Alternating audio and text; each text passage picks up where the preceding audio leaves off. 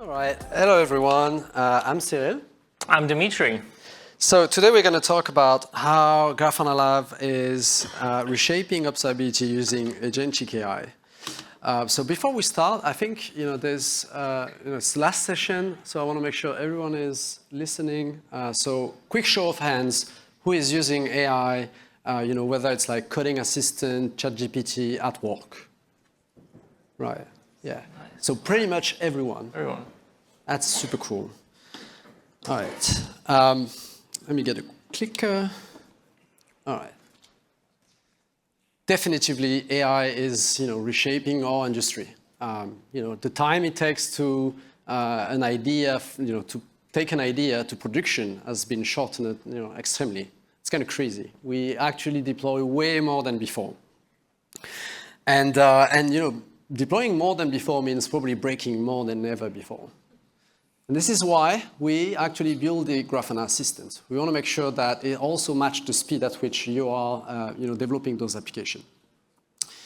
And the Grafana Assistant is basically here everywhere you are in Grafana to help you create dashboards, investigate an issue, create an alert, or just learn something new that you didn't know before. So it works for onboarding, but not just onboarding. Also, if you're a pro, you can just use some rules or MCP servers to get the maximum value out of it.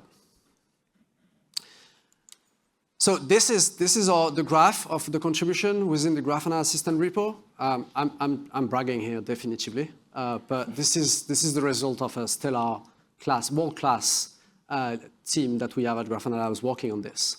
But it's also a show of the commitment that we're making to this product. And we're kind of like working as a startup within a startup.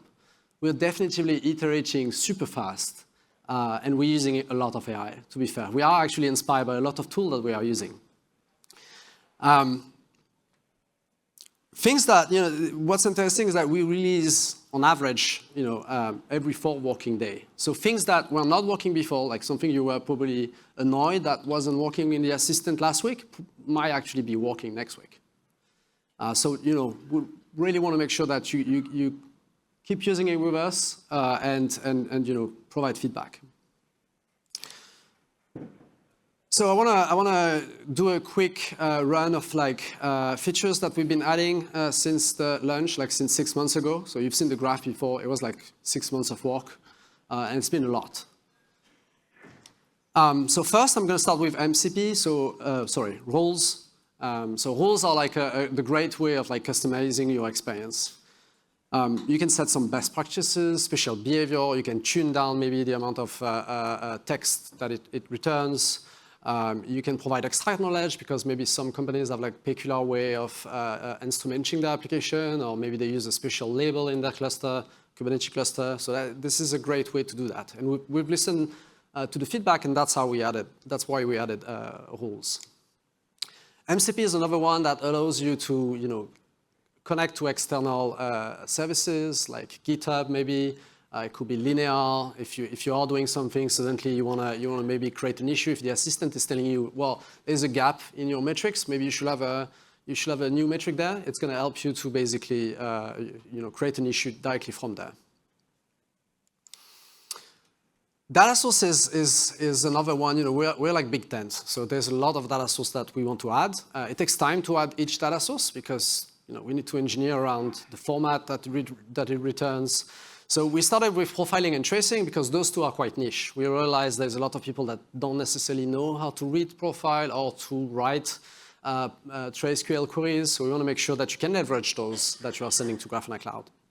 And then we also added SQL. So SQL actually support many different SQL databases, not just one. So I'm thinking about ClickHouse, MySQL, Postgres. I think we have also Bigtable and Microsoft or MS SQL. So it's kind of nice to be able to leverage those tools within the platform. Integration is also a big one that we've been working a lot. We actually built a whole SDK internally so that each team can just contribute to the assistant and add more integration like Asset did. We've seen it today. There's a lot of integration within the drill down apps too, and K6. And obviously, we're not going to stop there. We're going to keep adding new things. And just to, this is definitively not over. Like we added many things. I'm not going to show it now. We're going to do a long demo, so we're going to talk about this after. And the reception so far has been amazing. Like the amount of feedback that we're getting and the amount of users that we're getting is awesome. But this is not the end. I think we're not going to stop there, right, Dima? Absolutely not. Right. So in addition to that, we're doing more. Our vision is to go from just providing you with copilots to providing experience that feels more like having more teammates on your team. So for example, earlier today, we talked about this idea of running multiple assistants, having them be autonomous, and having them attack the problem from different angles. This is what good teams already do during incidents. And so we want to provide more of these use cases. And so earlier, we announced Grafana Assistant investigations, but we're going to do more. And now let's go into the demo, shall we? Yeah. Can we switch to the... All right, let's get started. So this is the assistant homepage. You can access it from the nav menu here. If I can click. Right, so it's right here. And you can open the assistant using this button here. Right, so the assistant is like always there to help you on every page, and it knows about the page you are, and it has the context of where you are. So we're going to quickly start the first prompt. Describe my infrastructure and provide me a diagram using metrics. Wow. So it's going to use tools to look at what I have in my infrastructure, notably like metrics. So it's going to search metrics. It's basically doing like what everyone will be doing, searching for metrics and then querying metrics. Can you maybe show us how rules work? Yeah, so this is going to take some time. So we're going to look at rules. You can access the rules from the menu here at the top. So let me show you the rules. So we have a bunch of rules here. What's your favorite rules, Dima? Probably runbooks. For our team, we just put everything we had on GitHub in one of these rules. Although, to be honest, the infrastructure memory sometimes generates even better stuff. And knowledge graph, if you have that, then it gets really, really good. Right, and those rules works for everybody. So you can set rules just for yourself, because you like to have like a different tone, but you can also set it for all your team if you're like best practices. And you can create as many rules as you want. Right, so it's done like looking at our metrics, and it gave me a diagram, so I can open it in big. So this is like a lot of like microservices. Whoops. Right. So we have a lot of microservices. Shows me a nice diagram, and what's nice is that it gives me also a quick description that I can look at. So 20 services are running. It's giving me how many AWS regent I'm using, and if I like, I can just go and share that to my. If I like, I can go and just share this with my colleague. So I can just generate a link and share that link to everyone, and it's going to go as a full page view, and I can share that with everyone in the company. Right, let's go back. What are those suggestions at the bottom? Right, so interestingly, because I ask about the infrastructure, and every time, based on the context, it's going to generate some follow-ups or links within Grafana that are nice to go and check. So for instance, is suggesting me, so someone created a system overview dashboard because I asked about the infrastructure, so I can just right from here, click and look at the dashboard that someone created here. Right.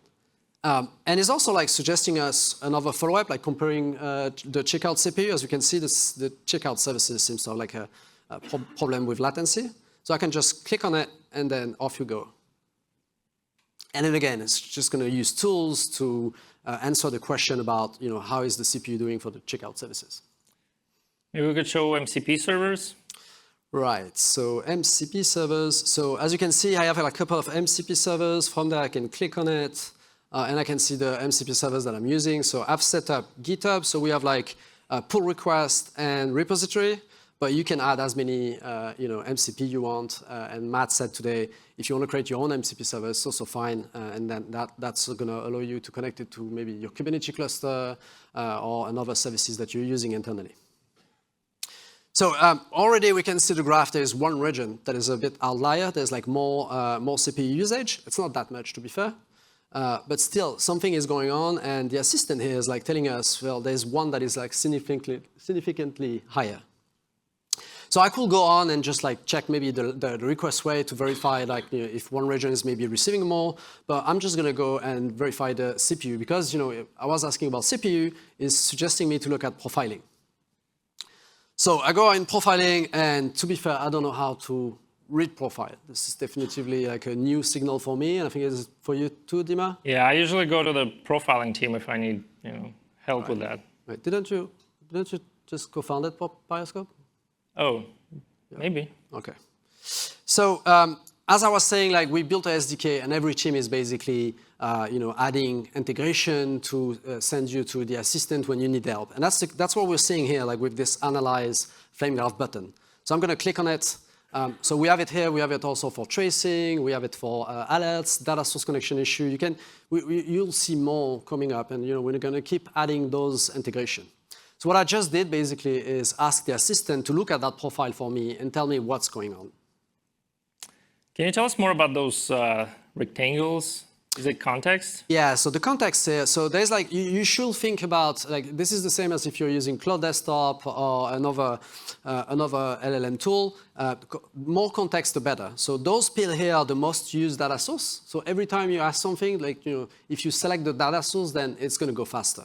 But you can also create context using the mention, and then you can select the type of context you want.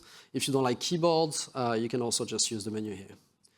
Right, so the assistant came back and is telling us, as you can read here, that the regex compile seems to be the biggest problem here.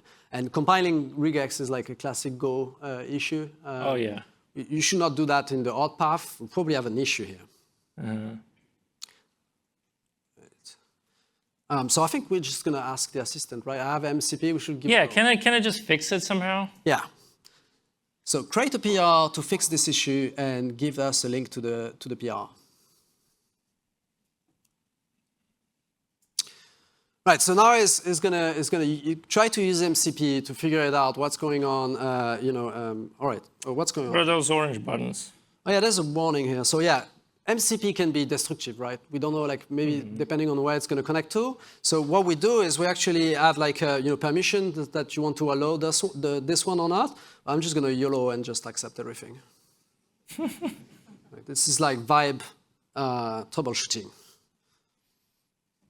I think Raj coined that one, by the way.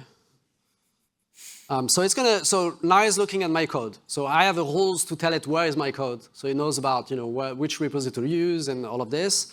Now it's creating a branch, and then next is definitely going to try to fix this issue. It's probably time to go for a coffee, Dima. Yeah. Do you drink coffee? Yeah, I'm French. Yeah. Oh, all right. Yeah. Do you go? Yeah. I'm more of a matcha guy myself these days. Matcha. Crazy. In the meantime, while it's doing that, if you want to find your previous conversation, you can go in there and just find conversation. So I was looking for conversation earlier about how to collect Kubernetes logs, and as you can see, it gave me like some sort of like snippets that explain how to set up your Alloy to send those events to Grafana Cloud. All right, let me go back. If it did it, that would be awesome. Right, we have a PR. Woohoo! Woo, that's pretty great. I think we should give a shout out to the assistant. Well, let's check to make sure it's legit. Let's check. You're right. It might actually be an hallucination. So let's go for it. Maybe you just made a rule to always give you. All right. So first, it gave me like a PR with such a good description. Like for sure, if Matt is looking at this PR, he's going to say, "You didn't write that," and I didn't. Yeah. What do you think about the fix, though? Let's have a look. Let's see. Yeah, this is a classic Go issue. Instead of initializing these regular expressions once at the init time, it looks like it's doing it in a loop. And so it's probably doing it like millions of times. And that's probably what's using all the CPU and giving us that chart that we saw earlier. Yeah, we should merge it. Oh, yeah. Yeah. So this is probably going to give us like a big gain in performance and also save cost. And this is quite insane, right? Like in a couple of minutes with you guys, I was able to fix an issue based on profiling. If I go back to the dashboard, the overview dashboard here, I think there was another issue, Dima. Oh yeah, the shopping cart looks red. Looks red. I don't know what that means though. I'm not very familiar with this environment. I'm new on this team. Yeah, I don't know either. And I want to show you how the assistant can actually take a screenshot. So that's super fun. This is a new addition. So when you ask about what you see visually to the assistant, sometimes it's actually going to get the dashboard JSON, but also you can just like take a screenshot and try to infer what's going on. So this time I'm going to type. So what is this red panel that I see here? So again, it's always the same. It's going to use some tools. This time, this is a visual tool to get a screenshot, and it's going to tell us what's that panel about. Can you maybe talk about the full screen view? Yes, that's a good idea. So in the menu, again, you have like this full page view. When you click on it, you actually get the chat, but as a full view. I really like this because I use it like you can actually resize the window and have like just the assistant next to your cursor or on another page somewhere. Maybe on a phone. On your phone. It's pretty cool on the phone. So you have like a full page and you can just ask questions directly there.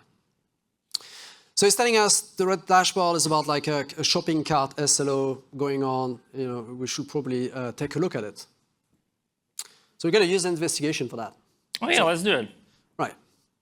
So, investigate this issue for us. So I'm going to click on the deep investigation just to trigger it in the background. Something that I don't think we've been clear about, but everything that has happened in the conversation so far has been added to the investigation. So he knows about the SLO. So that's why I wasn't really prescriptive about what I'm trying to investigate, because it's already part of the conversation and that's already inside the context. Yeah, it also knows which page it's on. Yeah. So this is running in the background. I can go and do something else, or I can just go and check out what's going on. We could go for coffee again. Or go for a coffee again, but you're going to be excited after. Going to be very jittery. Yeah. Do you want to tell us about what's going on this page, Dima? Let me make it bigger. Yeah, so at the top we have the description of the investigation, a name, there's a date. We also have this confidence number. And that one is pretty interesting. As the investigation progresses, the number will likely increase. Once the agents find evidence that supports some sort of a theory, it will go up. If they didn't find anything interesting, the confidence number will stay low. And this is kind of a good way to tell if this investigation is even worth looking into. And so below that, we have agent activity. And this shows you in real time how the agents are exploring the problem. So right now we see low-key specialists, and they're looking into shopping cart error logs. OK, that makes sense. Regex log. Huh? Just looking at Regex log too. Oh, yeah, yeah. And there's a lot of Prometheus ones, right? And they're doing all of this in parallel.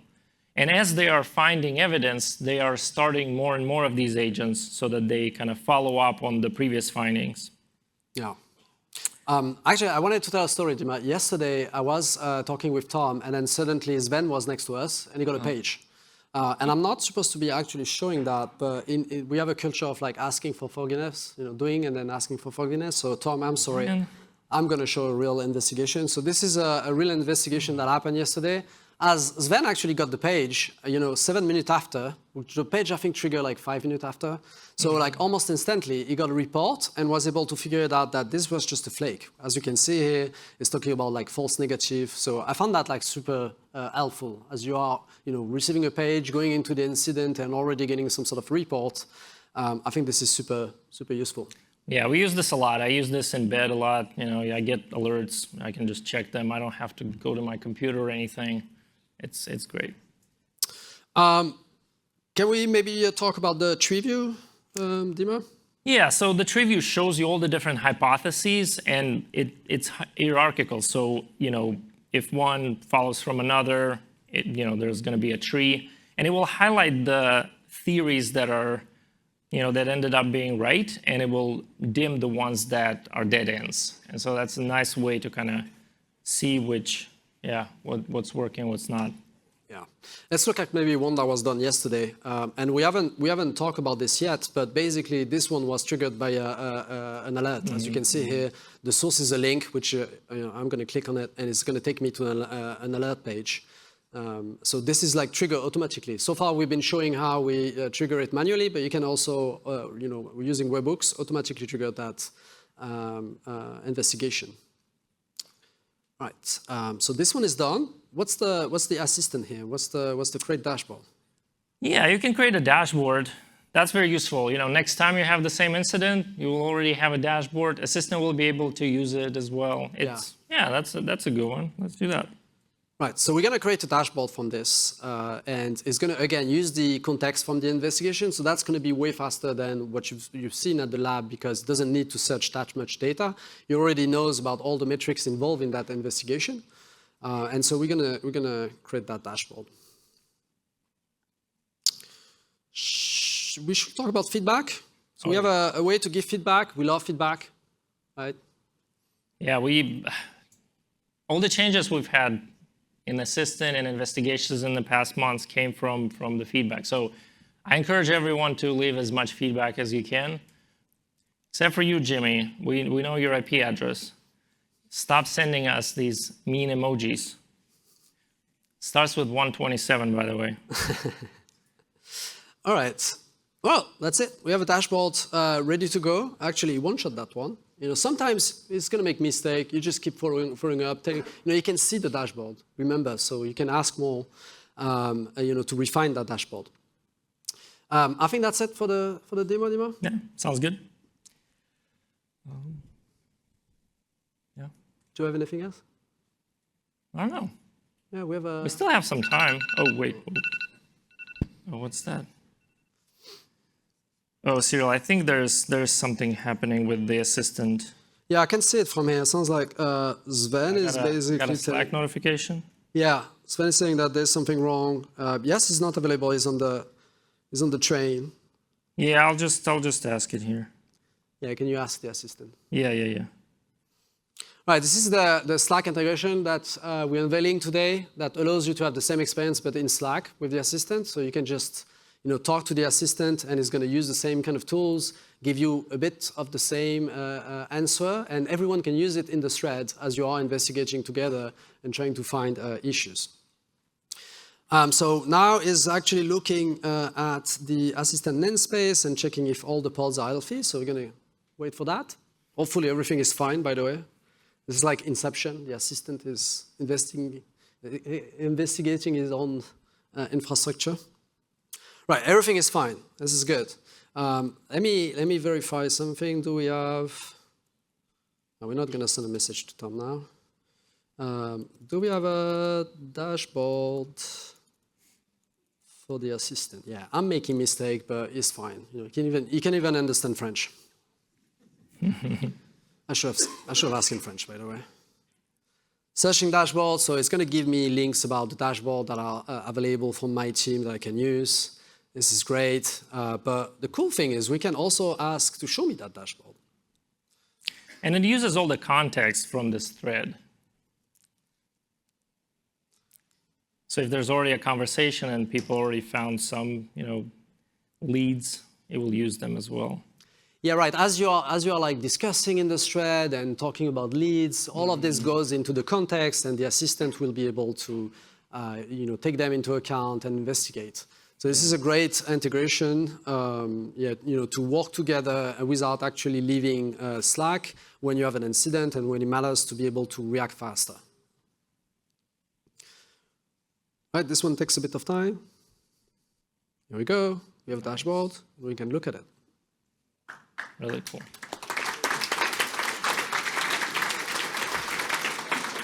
All right. I think that's it. Right? Yeah. We should go back to the slide. All right.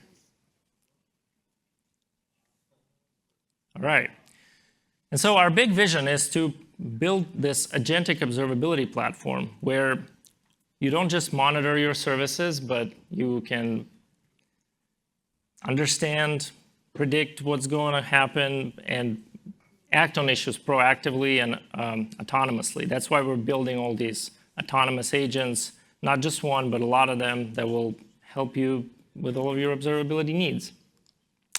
These are just some of the things that are coming in the assistant in the near future. A couple of my favorite ones is things like automatically find blind spots in your observability setup. We already do that in the investigations, but we could do more. It could suggest a new alloy config that you could apply and start getting logs from services where you don't have logs. The other one is deeper integration with your code base. We have the GitHub MCP server, but we want to do more on that so that it runs faster and gives you better results. Customers tell us that they already see a lot of value from this, and it's changing the way they work, and they're very excited about this vision. And Grafana Assistant is generally available. We announced that earlier today, and it's going to cost $20 per user per month. Just to be clear, it's active users. And yeah, I wanted to say something on the $20 per month. If you think about it, like if the assistant saves you like just 1 hour, it's probably already already good enough for the $20 because I don't know a single SRE that costs $20 an hour. Yeah, totally makes sense. And investigations are going public preview, so please check that out.